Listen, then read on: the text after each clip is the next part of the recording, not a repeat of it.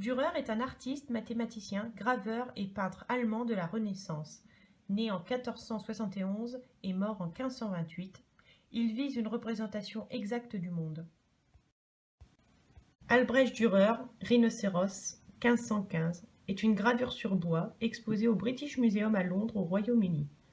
Il mesure à peu près 25 cm sur 31. Au tout début du XVIe siècle, chose rare, un rhinocéros est transporté à Lisbonne, au Portugal. Il s'agit d'un animal exotique venu d'Inde qu'on n'avait pas vu depuis l'époque romaine. L'animal fut offert au roi Manuel Ier, roi du Portugal, offert par un sultan venu d'Inde. C'est le premier rhinocéros à fouler le sol européen depuis l'Antiquité. Le roi, Manuel Ier, fit défiler la bête au cours d'une parade avec d'autres animaux exotiques dans les rues de Lisbonne. Il fit l'objet de curiosités générales. D'après une légende, l'éléphant et le rhinocéros étaient des ennemis. Pour prouver ses propos, le roi confronta les deux animaux dans une arène qui tourna court puisque l'éléphant courut se réfugier dans une écurie. Afin d'obtenir les bonnes grâces du pape Léon X, le roi Manuel Ier lui offrit l'animal. Mais celui-ci n'arriva jamais à Rome puisqu'il mourut en mer dans le naufrage du bateau qui le transportait en 1516. Un rhinocéros ne reviendra pas vivant avant 1577 en Europe. Dürer n'a jamais vu l'animal. Il fit connaissance de ses caractéristiques physiques par le biais d'une lettre et d'un dessin, et à partir de cela, il attaqua un croquis, puis une gravure sur bois du rhinocéros.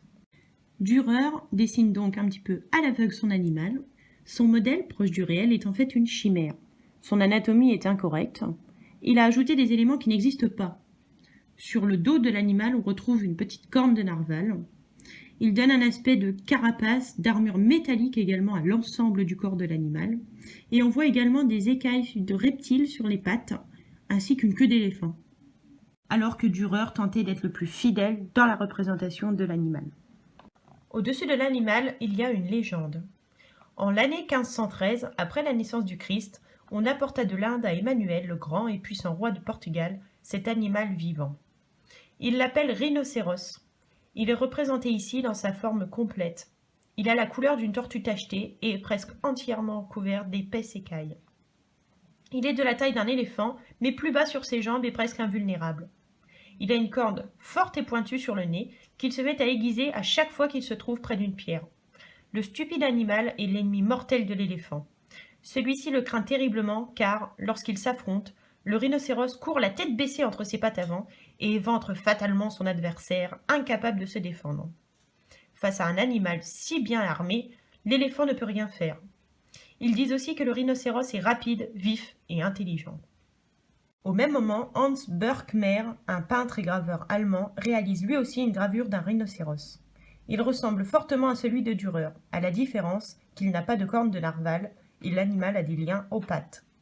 Sa peau ressemble plus à celle d'une fourrure tachetée plutôt qu'une armure comme celui de Dürer.